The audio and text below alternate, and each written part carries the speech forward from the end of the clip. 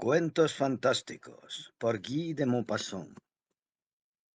Cuento de Navidad. El doctor Bonenfant buscaba en su memoria, repitiendo a media voz, ¿un recuerdo de Navidad? ¿Un recuerdo de Navidad? Y de pronto exclamó, claro, tengo uno, y por cierto, muy extraño. Es una historia fantástica. Vi un milagro. Sí, señoras, un milagro de Nochebuena. ¿Acaso les extraño oírme hablar así? A mí, que no creo en casi nada. Y sin embargo vi un milagro. Lo vi, digo. Lo vi con mis propios ojos. Lo que se dice verlo.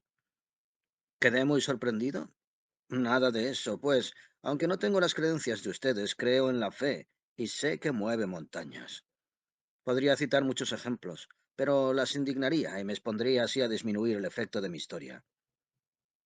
Les confesaré ante todo que si no me convenció y convirtió lo que vi, al menos me emocionó mucho. Y voy a tratar de contarles la cosa ingenuamente, como si tuviera la credulidad de una Auvernés. Yo era entonces médico rural y vivía en la aldea de Rolleville, en plena Normandía. El invierno de aquel año fue terrible, y a finales de noviembre llegaron las nieves, tras una semana de heladas. Desde lejos se veía venir del norte densas nubes y el blanco descenso de los copos se inició. En una noche toda la llanura quedó sepultada. Las granjas aisladas con sus corrales cuadrados, tras sus cortinas de grandes árboles empolvados de escarcha, parecían dormir bajo la acumulación de aquella espuma espesa y ligera. Ni el menor ruido cruzaba por la campiña inmóvil. Solo los cuervos, en bandadas, describían largos festones en el cielo, buscándose inútilmente la vida, cayendo todos juntos sobre los campos lívidos y escarbando en la nieve con sus grandes picos. Solo se oía el roce vago y continuo de aquel polvo que caía sin parar. Esto duró 8 días enteros. Después la luz se detuvo. La tierra estaba cubierta por un espeso manto de 5 pies, y a continuación, durante 3 semanas, un cielo claro como un cristal azul de día y de noche, notablemente sembrado de estrellas que hubiéranse creído de escarcha, tan crudo era el vasto espacio, se desplegó sobre la sábana lisa, dura y reluciente de las nieves. La llanura, los setos, los olmos de las cercas, todo parecía muerto, matado por el frío. Ni hombres ni animales salían ya solo. Las chimeneas de las chozas de camisas blancas revelaban la vida escondida mediante los débiles hilillos de humo que ascendían rectos en el aire glacial. De vez en cuando se oían crujir los árboles, como si sus miembros de madera se hubieran roto bajo la corteza, y a veces una gruesa rama se desprendía y caía, al petrificar la savia y romper las fibras, la invencible helada. Las viviendas diseminadas aquí y allá por los campos parecían alejadas entre sí por 100 leguas. Se vivía como mejor se podía. Solo yo trataba de visitar a mis clientes más próximos, exponiéndome sin cesar a quedar sepultado en alguna cavidad. Pronto advertí que un misterioso terror se cernía sobre la región. Semejante azote, pensaban, no era natural. Pretendían que por anoche se oían voces, agudos silbidos, gritos que pasaban.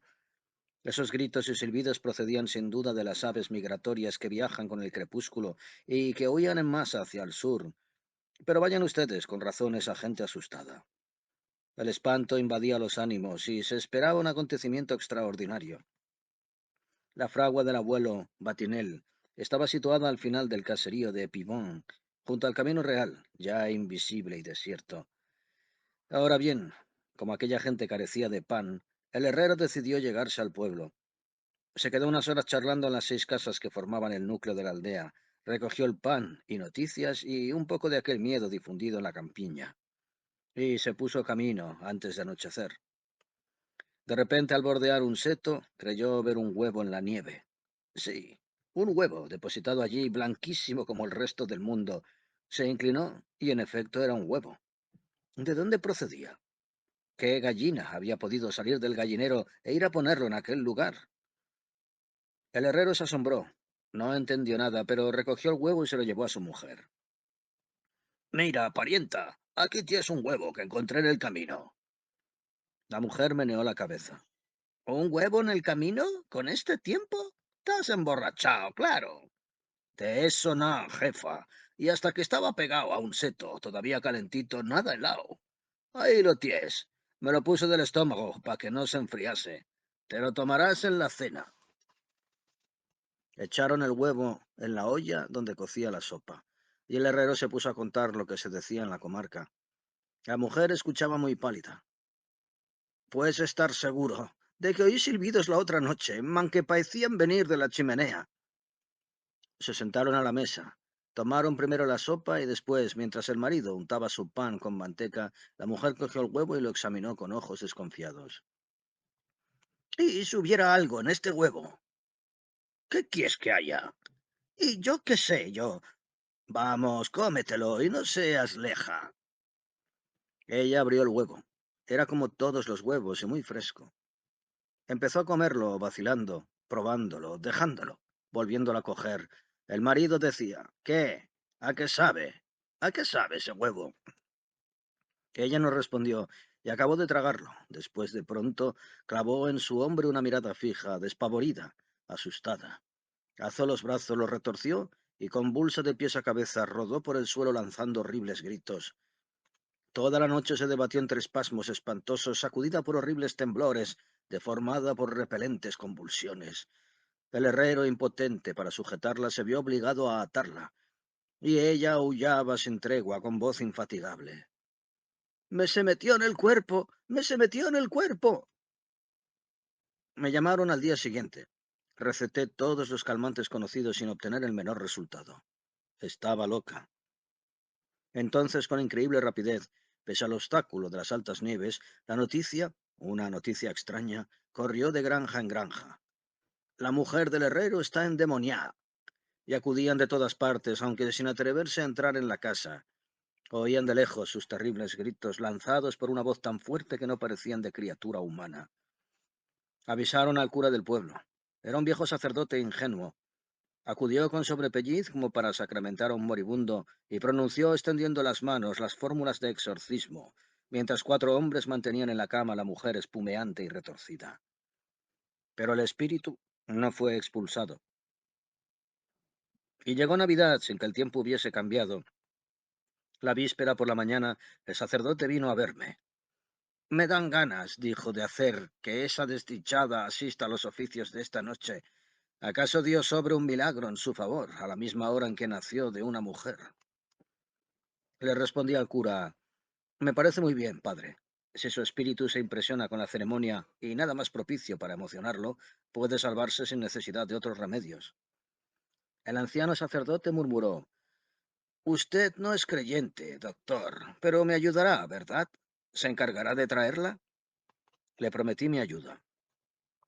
Llegó la tarde, después la noche, y la campana de la iglesia empezó a tocar, lanzando su voz quejumbrosa a través del lúgubre espacio sobre la extensión blanca y helada de la nieve. Unos seres negros acudían lentamente, en grupos dóciles, al grito de bronce del campanario. La luna iluminaba con un resplandor vivo y macilento todo el horizonte, hacía más visible la pálida desolación de los campos. Yo había cogido 4 hombres robustos y me dirigí a la fragua.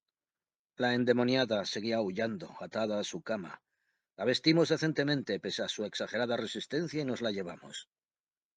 La iglesia estaba ahora llena de gente, iluminada y fría. Los cantores lanzaban sus notas monótonas. Roncaba el serpentón. La campanilla del monago trintineaba, regulando los movimientos de los fieles. Encerré a la mujer y a sus guardianes en la cocina de la rectoral y esperé el momento que consideraba más favorable. Elegí el instante que sigue a la comunión. Todos los campesinos, hombres y mujeres, habían recibido a su Dios para doblegar su rigor. Un gran silencio reinaba mientras el sacerdote acababa el misterio divino. A una orden mía, se abrió la puerta y mis 4 ayudantes trajeron a la loca.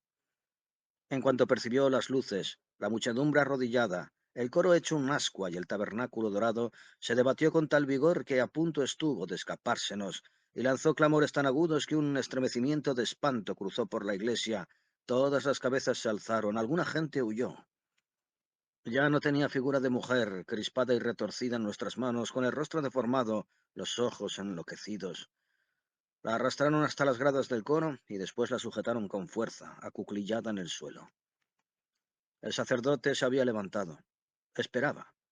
En cuanto la vio inmovilizada, cogió en sus manos la custodia, rodeada de rayos de oro, con la hostia blanca en el centro, y adelantándose unos pasos la alzó con los dos brazos extendidos por encima de su cabeza, ofreciéndolo a la mirada extraviada de la endemoniada. Ella seguía aullando, los ojos fijos clavados en aquel objeto resplandeciente, y el sacerdote permanecía tan inmóvil que se le hubiera tomado por una estatua. Esto duró mucho tiempo, mucho tiempo. La mujer parecía asaltada por el miedo. Fascinada, contemplaba fijamente la custodia, sacudida aún por temblores terribles, aunque ya pasajeros y sin dejar de gritar, pero con una voz menos desgarradora. Y eso duró todavía mucho tiempo. Hubiérase dicho que no podía bajar los ojos, que estaban remachados a la hostia. No hacía sino gemir, y su cuerpo rígido se ablandaba, se postraba. Toda la muchedumbre estaba posternada, con las frentes en el suelo. La endemoniada bajaba ahora rápidamente los párpados, después los alzaba, al punto como impotente para soportar la vista de su dios. Había enmudecido, y después, de pronto, me di cuenta de que sus ojos seguían cerrados. Dormía con el sueño de los sonámbulos, hipnotizada, perdón, vencida por la contemplación persistente de la custodia de rayos de oro, abatida por el Cristo victorioso. Se la llevaron inerte mientras el sacerdote volvía a subir hacia el altar. La concurrencia, trastornada, entonó un Te Deum de acción de gracias, y la mujer del herrero durmió 40 horas seguidas, al cabo de las cuales se levantó sin el menor recuerdo de la posesión ni de la liberación. Y ahí tienen, señoras, el milagro que vi. El doctor Monanfont calló, y después agregó con voz contrariada: no pude negarme a atestiguarlo por escrito. Comte de Noël, Le Gaulois, 25 de diciembre de 1882.